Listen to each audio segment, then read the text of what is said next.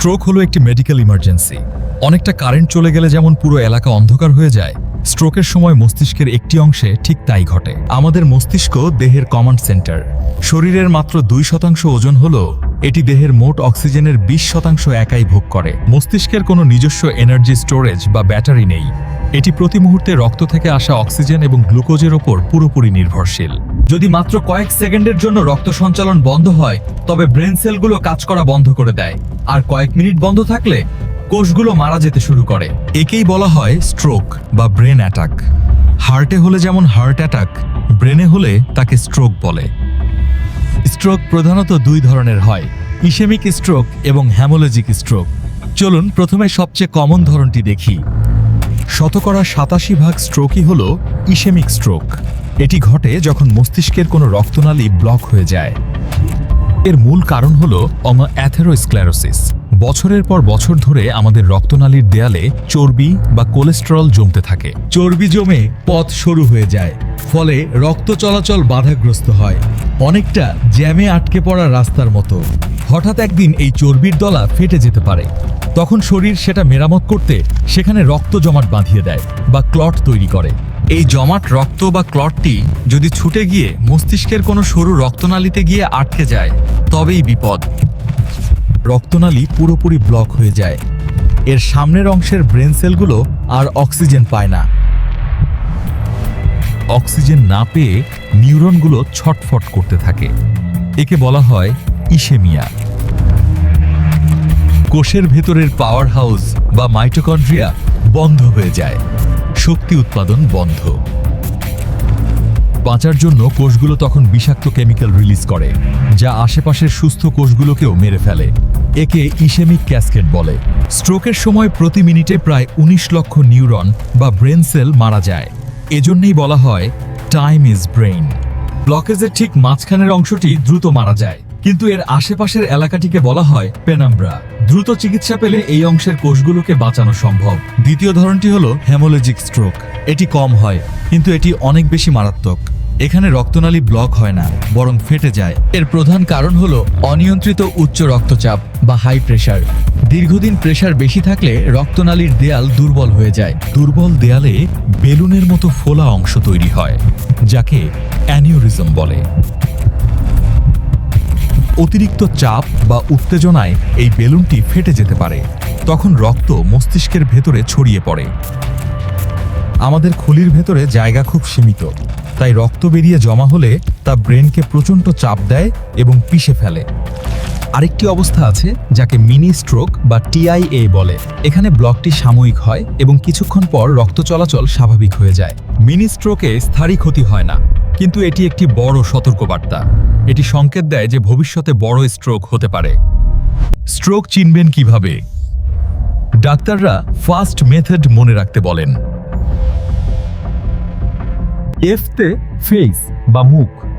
হাসতে বললে মুখের এক পাশ ঝুলে যাচ্ছে কিনা বা বেঁকে যাচ্ছে কিনা খেয়াল করুন। এতে আর্ম বা হাত। দুই হাত ওপরে তুলতে বললে যদি এক হাত অবশ লাগে বা পড়ে যায়, তবে এটি স্ট্রোকের লক্ষণ। এসতে স্পিচ বা কথা। কথা জড়িয়ে যাচ্ছে কিনা বা অসংলগ্ন কথা বলছে কিনা দেখুন। টিতে টাইম। এই লক্ষণগুলো দেখলে 1 সেকেন্ডও দেরি করবেন না, সোজা হাসপাতালে নিন। এছাড়াও প্রচণ্ড মাথা ব্যথা, হঠাৎ চোখে ঝাপসা দেখা বা ভারসাম্য হারিয়ে পড়ে যাওয়াও স্ট্রোকের লক্ষণ হতে পারে। মস্তিষ্কের বাম দিকে স্ট্রোক হলে শরীরের ডান পাশ অবশ হয়ে যায় এবং কথাবার্তায় সমস্যা হয়। আর ডান দিকে স্ট্রোক হলে শরীরের বাম পাশ অবশ হয় এবং ভিশন বা দেখার সমস্যা হতে পারে। কারণ আমাদের ব্রেনের মোটর কর্টেক্স বা নড়াচড়ার সেন্টার ড্যামেজ হয়ে যায়, ফলে পেশিতে সিগন্যাল পৌঁছায় না। ইসেমিক স্ট্রোকের ক্ষেত্রে 4.5 ঘন্টার মধ্যে হাসপাতালে নিতে পারলে ডাক্তাররা TPA ইনজেকশন দিয়ে ক্লট গলিয়ে দিতে পারেন। অথবা থ্রম্বেক্টমি করে যান্ত্রিক উপায়ে রক্ত থেকে সেই জমাট রক্ত বের করে আনা হয়। এটি একটি জীবন রক্ষাকারী পদ্ধতি। আর রক্তক্ষরণ বা হেমোলজিক স্ট্রোক হলে সার্জারি করে রক্তপাত বন্ধ করতে হয় এবং জমানো রক্ত বের করতে হয়। স্ট্রোকের পর সুস্থ হওয়া একটি দীর্ঘ প্রক্রিয়া, কিন্তু আশার কথা হলো আমাদের মস্তিষ্কের নিউরোপ্লাস্টিসিটি ক্ষমতা আছে। অর্থাৎ ব্রেনের এক অংশ নষ্ট হয়ে গেলে সুস্থ অংশগুলো সেই কাজের দায়িত্ব নেওয়ার চেষ্টা করে, নতুন কানেকশন তৈরি হয়। ফিজিওথেরাপি এবং স্পিচ থেরাপির মাধ্যমে বারংবার প্র্যাকটিস করলে ব্রেন নিজেকে রিওয়ার্ড বা পুনরায় সাজিয়ে নিতে পারে। স্ট্রোক কেন হয়? 1 নম্বর কারণ, উচ্চ রক্তচাপ। এটি সাইলেন্ট কিলার। 2, ধূমপান। ধূমপান রক্তকে ঘন করে দেয় এবং ক্লট হওয়ার ঝুঁকি দ্বিগুণ বাড়িয়ে দেয়। 3, ডায়াবেটিস। রক্তে অতিরিক্ত চিনি রক্তনালীর দেয়াল নষ্ট করে দেয়। 4, অতিরিক্ত ওজন এবং হাই কোলেস্টেরল, যা রক্ত চলাচলের পথ বন্ধ করে দেয়। 5, হার্টের সমস্যা, বিশেষ করে অ্যাট্রিয়াল ফিব্রিলেশন বা অনিয়মিত হৃদস্পন্দন থাকলে হার্টে ক্লট তৈরি হয়ে তা ব্রেনে চলে যেতে পারে। স্ট্রোক প্রতিরোধ করতে লবণের ব্যবহার কমান, তেল চর্বিযুক্ত খাবার পরিহার করুন এবং প্রচুর শাকসবজি খান। প্রতিদিন অন্তত 30 মিনিট হাঁটুন বা ব্যায়াম করুন। এটি প্রেশার এবং সুগার নিয়ন্ত্রণে রাখে। স্ট্রোক শুধু শারীরিক নয়, মানসিক বিপর্যয়ও ডেকে আনে। রোগী ডিপ্রেশনে ভুগতে পারেন, তাই পরিবারের সাপোর্ট খুব জরুরি। অনেকে মনে করেন স্ট্রোক হলে আঙুল ফুটিয়ে রক্ত বের করলে কাজ হয়। এটি সম্পূর্ণ ভুল এবং বিপজ্জনক কুসংস্কার। সময় নষ্ট না করে হাসপাতালে নিন। মনে রাখবেন, স্ট্রোক মানেই জীবন শেষ নয়। দ্রুত পদক্ষেপ এবং সঠিক চিকিৎসায় অনেক রোগী স্বাভাবিক জীবনে ফিরে আসেন। আমাদের মস্তিষ্ক এক লড়াকু অঙ্গ, তাকে শুধু একটু সাহায্য এবং সময় দেওয়া প্রয়োজন। এই জীবন রক্ষাকারী তথ্যগুলো ভালো লাগলে ভিডিওটিতে লাইক দিন। এই ভিডিওটি প্লিজ শেয়ার করুন। আপনার একটি শেয়ার হয়তো কারো জীবন বাঁচাতে পারে। F is for face drooping. A is for arm weakness. S is for speech difficulty. Can you repeat the phrase? The early bird catches the worm. T is for time to call 999. Stroke যদি brain স্টেমে হয়, লবেল locked-in syndrome হতে পারে। কিছু stroke এত ছোট হয় যে বোঝাই যায় না, একে সাইলেন্ট স্ট্রোক বলে। এগুলো জমতে জমতে পরে বড় সমস্যা করে। অতিরিক্ত রাগ বা টেনশন স্ট্রোকের তাৎক্ষণিক ট্রিগার হতে পারে, তাই রাগ নিয়ন্ত্রণ করা হার্ট ও ব্রেনের জন্য জরুরি। যারা নাক ডাকেন বা স্লিপ অ্যাপোনিয়া আছে, তাদের স্ট্রোকের ঝুঁকি বেশি, কারণ ঘুমের মধ্যে তাদের মস্তিষ্কে অক্সিজেন কমে যায়।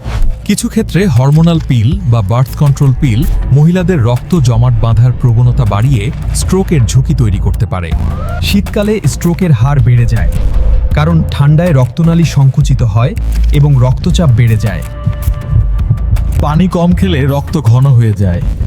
সকালে স্ট্রোক বেশি হওয়ার এটি একটি কারণ সারা রাত আমরা পানি খাই না।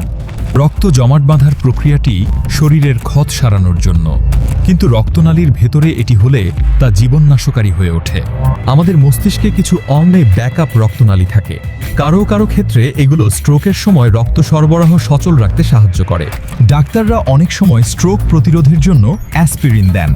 এটি প্লেটলেটকে পিচ্ছিল রাখে যাতে ক্লট না বাঁধে। রক্তে হোমোসিস্টাইন নামক কেমিক্যাল বেড়ে গেলে স্ট্রোকের ঝুঁকি বাড়ে। ভিটামিন বি কমপ্লেক্স এটি কমাতে সাহায্য করে। পটাশিয়ামযুক্ত খাবার রক্তনালীকে রিল্যাক্স রাখে এবং প্রেশার কমায়। তরুণদের স্ট্রোক হতে পারে ঘাড়ে আঘাত লাগলে বা শিরা ছিঁড়ে গেলে। জিমে ভারী ব্যায়াম বা ঘাড় মটকানো থেকেও এটি হতে পারে। ভবিষ্যতে স্টেম সেল থেরাপির মাধ্যমে স্ট্রোকের কারণে মারা যাওয়া ব্রেন সেলগুলোকেও হয়তো জীবিত করা সম্ভব হবে। বর্তমানে এআই প্রযুক্তি ব্যবহার করে ডাক্তাররা মুহূর্তের মধ্যে স্ট্রোকের ধরন শনাক্ত করে চিকিৎসা শুরু করতে পারছেন। রোবোটিক স্যুটের মাধ্যমে প্যারালাইজড রোগীরা এখন দ্রুত হাঁটাচলা শিখতে পারছেন। স্ট্রোকের পর কথা বন্ধ হয়ে গেলে গান গাওয়ার মাধ্যমে স্পিচ থেরাপি দেওয়া হয়, কারণ গানের সেন্টার ব্রেনের ভিন্ন জায়গায় থাকে। স্ট্রোকের পর রোগীরা অনেক সময় অকারণে হাসেন বা কাঁদেন। একে ইমোশনাল ল্যাবিলিটি বলে। এটি ব্রেন ড্যামেজের ফল, পাগলামি নয়। স্ট্রোক রোগীর সেবাকারীর ধৈর্য এবং মমতা ওষুধের চেয়েও বেশি কাজ করে। একবার স্ট্রোক হলে দ্বিতীয়বার হওয়ার ঝুঁকি খুব বেশি থাকে, তাই ওষুধ বন্ধ করা যাবে না। আপনার ফোনে সবসময় অ্যাম্বুলেন্স বা নিকটস্থ হাসপাতালের নম্বর সেভ করে রাখুন। স্ট্রোক বর্তমানে বিশ্বব্যাপী পঙ্গুত্বের 1 নম্বর কারণ। সচেতনতাই পারে এই পরিসংখ্যান বদলাতে। ভিডিও শেষ করার আগে ফার্স্ট রুলটি একবার মাথায় গেঁথে নিন। স্ট্রোক মানেই সব শেষ নয়, ইচ্ছাশক্তি থাকলে ফিরে আসা সম্ভব। ভিডিওটি ভালো লাগলে লাইক দিন।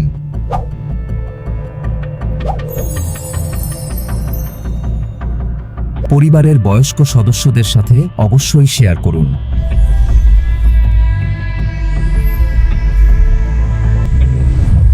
স্ট্রোক এড়াতে আপনি আজ থেকে কোন বদভ্যাসটি ত্যাগ করবেন? নিয়মিত রক্তচাপ মাপুন, সুস্থ থাকুন।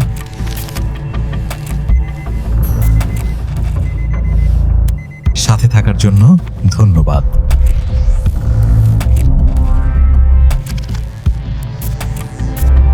এটি কেবল শিক্ষামূলক তথ্যের জন্য।